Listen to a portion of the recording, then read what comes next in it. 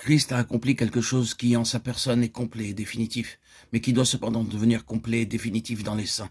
Quelque chose qui a été fait en faveur des saints, mais qui doit encore devenir complet dans leur expérience.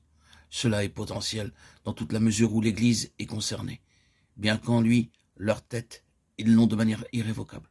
Comme résultat de l'œuvre de sa croix et fruit magnifique de sa résurrection, la vie éternelle est déjà reçue par ceux qui croient. Mais bien que cette vie soit en elle-même victorieuse, incorruptible et indestructible, le croyant doit, par la foi, parvenir à le prouver, à vivre par elle, à apprendre ses lois et à lui être conformé.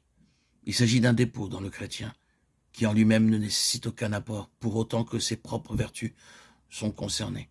Dans toute la mesure où sa victoire, son pouvoir, sa gloire, ses potentialités sont concernées, rien ne peut y être ajouté. Mais le cours de l'expérience et de la vie spirituelle est de découvrir, de s'approprier et de vivre par tout ce que cette vie représente et signifie. Ce qui revient à dire que le cours de la vie spirituelle et de l'expérience est celui de la découverte de la vie par les valeurs de cette vie qui se trouve à l'intérieur et qui est secourue d'en haut. Il est important de reconnaître cela comme une parole discriminatoire. Nous sommes très souvent enclins à penser que la vie du Seigneur qui est en nous nécessite dans une certaine mesure d'être améliorée, qu'on y ajoute quelque chose.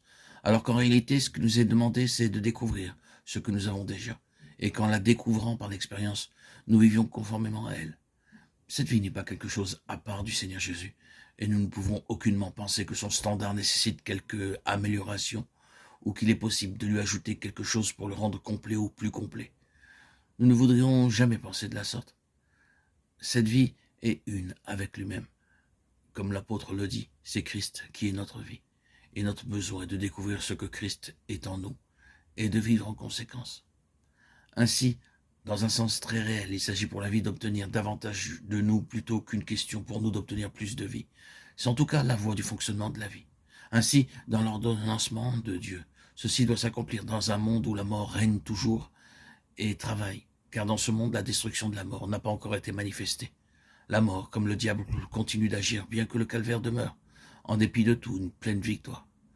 Nous sommes laissés dans ce monde, et c'est dans ce monde où la mort règne et travaille avec beaucoup d'énergie que nous, par l'ordonnancement souverain de Dieu, nous devons prouver les valeurs de cette vie qui a été déposée en nous, afin d'en découvrir les potentialités.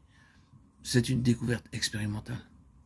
Cela se résout donc en une bataille entre ce qui est dans ce monde et la vie qui se trouve dans le croyant. C'est la bataille pour la vie, non pas avec le risque de perdre cette vie.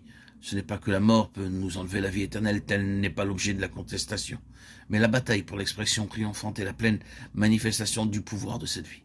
Là est la contestation. Dans notre être intérieur, sans expression, sans manifestation, sans aucune issue triomphante. Cette vie peut être là, mais à l'étroit, comme étouffée.